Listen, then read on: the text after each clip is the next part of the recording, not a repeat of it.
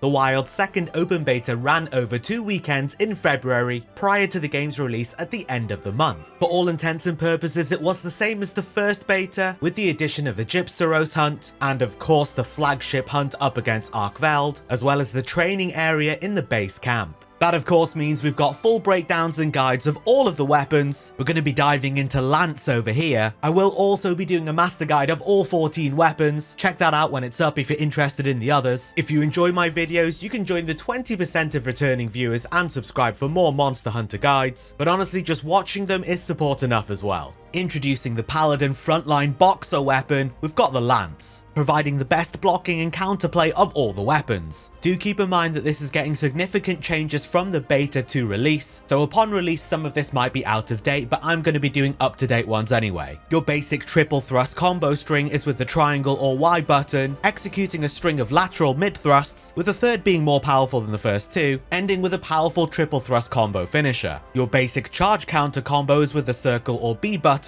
this time executing a 3-string of upwards thrusts. Stronger than mid thrust 1 and 2, but weaker than mid thrust 3, and all the same damage levels. The charge counter finisher here can be charged to 3 different power levels, and is designed to be used whilst an enemy's attacking, more on that in a bit. All of these attacks are completely modular, so you can interchange the mid thrust with the high thrusts, continuing on your 3-piece string, and finish it either with the triple thrust finisher or the charge counter. You can press triangle and circle to initiate with a leaping thrust. Anywhere mid combo will do the very powerful wide sweep attack instead, which once again maintains full modularity. So you could start with high thrust 1, go into wide sweep, complete the string with mid thrust 3, and do the triple thrust finisher, or any other combination you desire. Press and hold R2 to put your shield up to continually guard, a very powerful block. During your guard you can press triangle to do a guard thrust, which is a bit of a meme, hold left stick and press triangle for a guard dash, a great gap closer, which you can follow up with a shield bash by pressing triangle, dealing some good stun, or the leaping thrust by pressing circle, doing a quick gap closing 2-hitting attack. Leaping thrust also acts as the first input in your 3-string combo, so you could go straight into a mid thrust 2 or a wide sweep for example. Super modular. Also from your guard you can press circle to go into a power guard, a stamina draining 360 block that you can do several actions out of, including the payback thrust with circle, which hits harder depending on the damage you sustained during the guard. You're also able to press triangle and circle to initiate a dash attack, which can also be done out of your regular guard, which sees your hunter charging forwards jousting style, picking up speed when they hit a charge level, ending with a powerful finishing twin thrust. Without the charge level, it's just a finishing thrust, which isn't as strong. You can also press back and triangle to do a reverse attack, a 180 sweep in the opposite direction. R2 cancels into a regular guard and X just stops you. Time to look at all the cool stuff you can do with blocking and countering. Your basic R2 guard is your strongest block. You'll take a bit of chip damage depending on the power of the attack, you might take none, you'll automatically counter with a quick shield bash, and you'll drain a little bit of stamina. In addition to the auto shield bash, you can also press triangle to do a return thrust, a regular mid jab really, an unboosted payback thrust with circle, or even initiate a dash attack with triangle and circle. If you press guard right before an attack, you'll do a perfect guard. This will negate the chip damage, increase the damage of the auto shield bash counter, and triangle and circle will do a follow-up dash attack, a powerful jab instantly into the charged dash attack, which you can immediately end with a finishing twin thrust. Really powerful counter. The charge counter finisher you can do by holding down circle at the end of your 3-piece combo, we mentioned earlier, is more powerful if you execute it during an attack. Not only will it negate the damage of the attack, but it automatically unleashes a double counter thrust, a very powerful instant counter. Again, fair warning, this is getting really changed up on release. Your focus strike victory thrust by holding down focus mode with L2 and pressing R1 sees the hunter uppercut with a shield, push them back, and finish with a charging thrust. Other than popping the wound, nothing notable to say about it. Hopping off a ledge, you can press triangle to do a jumping thrust, or R2 to go into a dash attack once you hit the ground. Useful to dynamically gap close after a jump. And finally, as a blocking weapon, the Lance is capable of engaging in power clashes, holding the monster at bay in a cinematic style clash before repelling them back. And that's everything with the beta version of the Lance. Absolutely peak. I am not convinced it really needed any changes, but the changes do look really cool as well, so I'm kind of torn on that. Upon release, I will do an updated version of this, so don't worry. Give it a jab, give it a poke, and let me know how you get on.